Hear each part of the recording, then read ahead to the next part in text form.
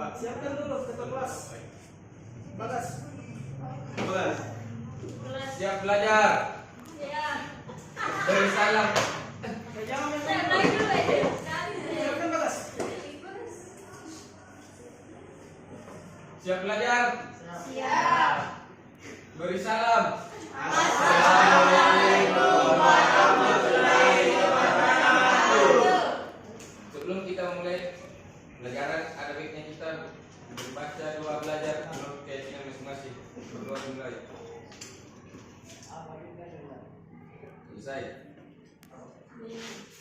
Oke, bagaimana kabarnya semua? Baik. Kenapa begini bangkunya? Gimana ya di liburannya semua? Sekali, Pak.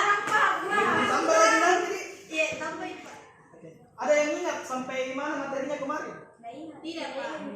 Itu nih kebanyakan libur. Jadi materi kita sih yang artinya adalah kenapa adik hapus dulu Bagas. Itu Siap. hapus dulu.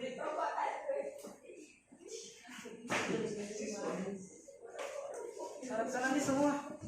Saya cepat ini pulang. Pasti mau sekali kau pulang semua tau? Oke, terima kasih Bagas. Siap, Pak. Jadi untuk materi kita hari ini adalah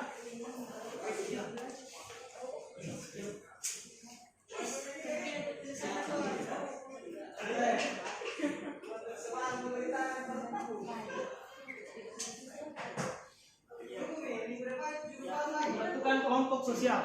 Ada yang tahu apa itu kelompok sosial? Siap, Pak. Oke, maka sekarang. Tunggu dulu, lu pakai absen. Absen gitu deh. Iya, Pak. Mana pakai dulu? Yang mengisi Hadir, Pak. Esi, Hadir, Pak. Rizka, Hadir, Pak. Dr. Natalia, Hadir, Pak.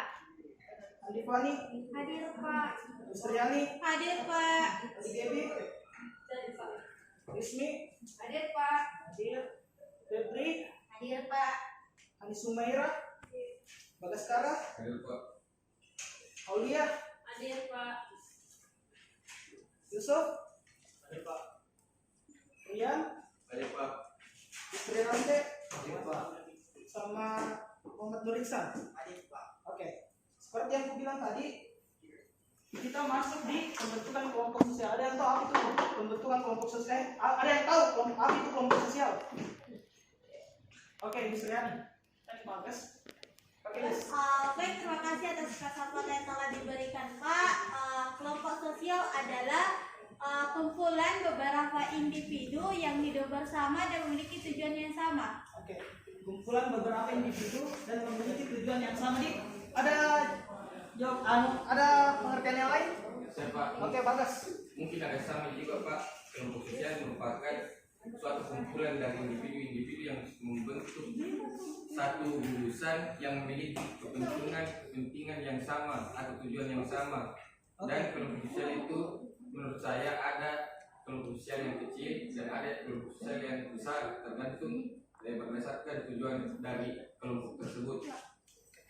Seperti yang dikatakan oleh Yus dan Bagaskara itu sudah benar. Jadi kelompok sosial ialah kelompok sosial merupakan suatu kesatuan sosial yang terdiri dari kumpulan individu-individu yang hidup bersama dan memiliki tujuan yang sama.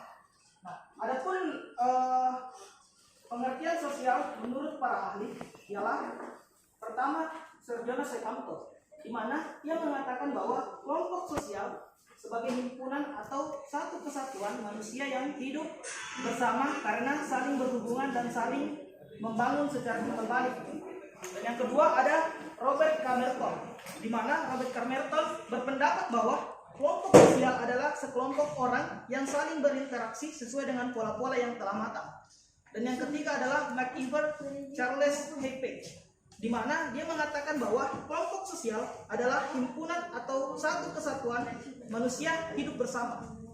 Nah, sebelum itu kita akan membuat suatu pernyataan dulu. Karena saya membuat pernyataan bahwasanya manusia itu tidak bisa bertahan hidup tanpa manusia lainnya. Apakah ada yang tidak setuju dengan itu? Setuju, Pak. Atau? Setuju sekali. Jadi manusia itu tidak bisa bertahan hidup tanpa manusia lainnya. Iya, Pak. Karena manusia itu jelas berbeda dengan hewan. Hewan dapat bertahan hidup sendiri. Contohnya seperti anak ayam.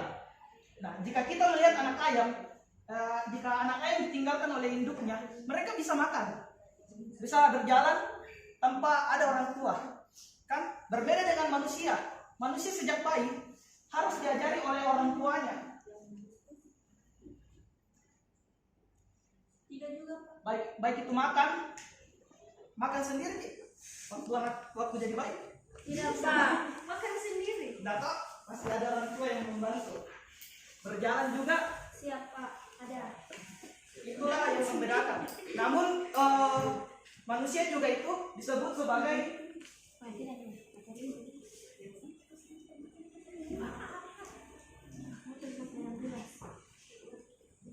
animal sosial. Ada yang tahu apa itu animal sosial? Hewan sosial. Ya. Jadi animal sosial itu hewan sosial. Contohnya, Pak, kayak gimana? Berarti manusia setara dengan hewan dong. Yang dulu kan. Nah, mengapa manusia disebut sebagai hewan sosial? Karena kita dulu teliti apa maksud dari hewan sosial ini atau animal sosial. Di mana animal sosial itu atau hewan sosial adalah hewan yang mempunyai naluri untuk senantiasa hidup bersama. Nah, kenapa manusia dikatakan sebagai animal sosial? Karena manusia sedari lahir sudah memiliki naluri untuk senantiasa hidup bersama. Nah, makanya itu manusia disebut sebagai animal sosial karena dia memiliki dua keinginan atau dua keinginan, yang dimana yang pertama ialah keinginan untuk selalu menjadi satu dengan manusia lain di sekelilingnya atau bermasyarakat, dan yang kedua adalah keinginan untuk menjadi satu dengan suasana alam sekelilingnya.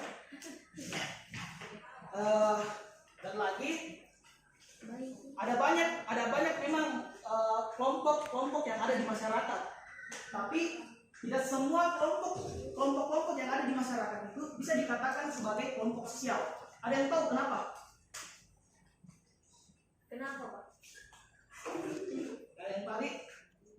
Karena ada syarat-syarat terbentuknya kelompok sosial. Yang dimana syarat pertama ialah adanya kesadaran sebagai bagian dari kelompok yang bersangkutan. Nah, jadi contohnya, jika saya membuat suatu kelompok yang berisikan dengan teman-teman yang ada di kelas ini. Nah, kapan itu bisa dikatakan sebagai kelompok sosial? Ketika adik-adik sekalian meyakini bahwa ia tergabung dari kelompok tersebut. Nah, yang kedua ialah adanya hubungan timbal balik antar anggotanya. Mungkin tidak usah saya jelaskan Nah, yang ketiga ialah adanya faktor pengikat seperti kesamaan ideologi, kepentingan, dan kesamaan nasib. Jadi contohnya misalnya ada teman-teman yang memiliki nasib yang sama dengan temannya, nah itu bisa dan kemudian kalian membentuk suatu kelompok, nah itu bisa dikatakan sebagai kelompok sosial. Dan syarat keempat ialah memiliki struktur kaidah pola perilaku yang sama. Dan yang kelima ialah bersistem dan berproses. Ada dasar-dasar dari pembentukan kelompok sosial. Ada 4 dasar. Yang pertama ialah terbentuk atas faktor keturunan.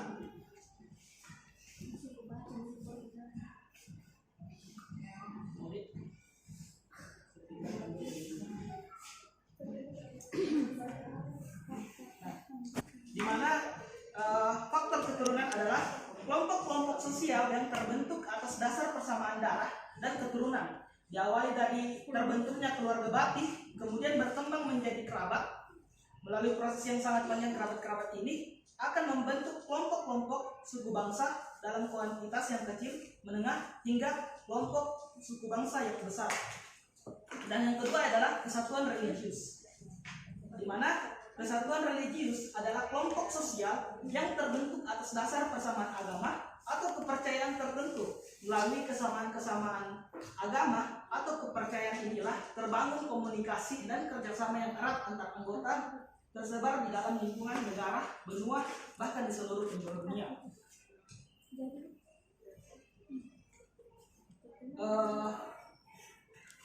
Terus selanjutnya ialah daerah asal yang sama atau kesatuan teritorial.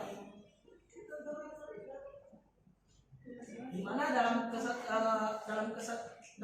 dalam daerah asal yang sama adalah kelompok-kelompok sosial yang ada dalam masyarakat yang terbentuk atas dasar persamaan wilayah tempat tinggal, misalnya RT, RW, kelurahan, desa, kabupaten, atau provinsi.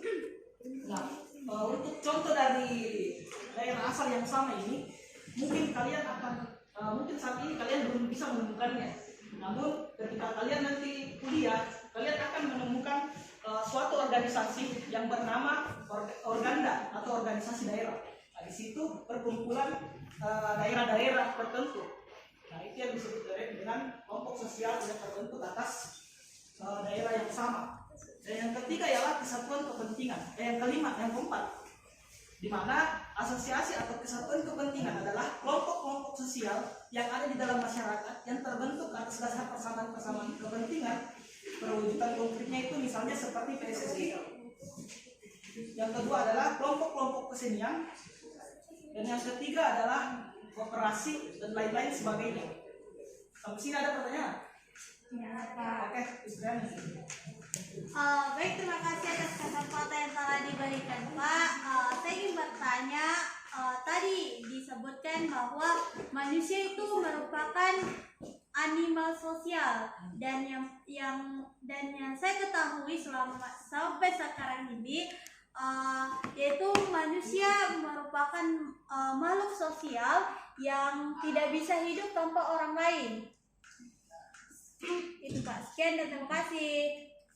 Mengapa? Jadi intinya itu mengapa manusia disebut sebagai animal sosial ya? Nah, seperti yang saya katakan tadi bahwa yang dimaksud dengan animal sosial itu adalah hewan yang mempunyai naluri untuk senantiasa hidup bersama. Nah, manusia itu memiliki naluri yang senantiasa hidup bersama juga, di mana mereka berkeinginan untuk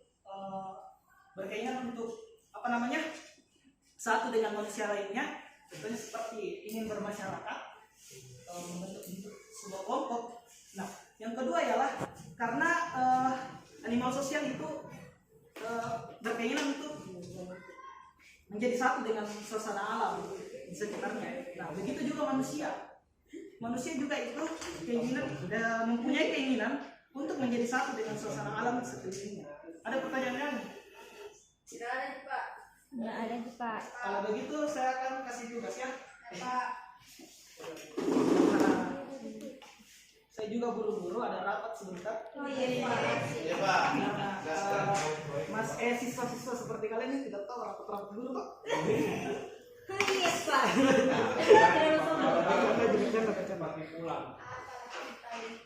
Jadi tugas saya ialah saya akan kalian membentuk sebuah kelompok. Cukup dua kelompok saja ya. Kalian bebas memilih kelompoknya. Mungkin ketua kelas bagi kelompoknya. Nah, di mana kelompoknya itu setiap di mana? Coba deh. Mana yang tadi soal subjek? Nah, jadi kan ada ini dasar pembentukan kelompok sosial toh. Nah, tunggu dulu deh, diam dulu ya. Kelompok pertama itu silahkan mencari contoh pembentukan kelompok sosial yang didasari dari faktor keturunan dan kesatuan religius. Dan kelompok kedua silahkan mencari kelompok sosial yang terbentuk atas dasar daerah yang sama dan kemudian kesatuan kepentingan yang sama. Sudah jelas? Nah, jadi kelompok satu silakan silakan cari kelompok-kelompok sosial yang terbentuk atas dasar faktor keturunan dan kesatuan religius. Dan kelompok kedua ialah silakan cari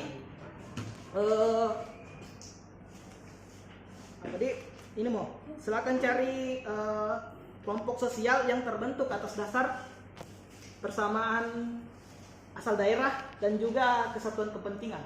Jelas Mito? Jelas, Pak. Oke. Mungkin sampai sini saja dulu. Karena seperti saya tadi bilang, saya ada rapat. Ya, Pak. Tadi apa dibahas sebentar. Jadi sampai sini dulu ya. Siapkan Iya, Pak. dulu. Keluar lagi, Pak. Siapkan dulu sebelum saya keluar. Dia. Beri salam. Assalamualaikum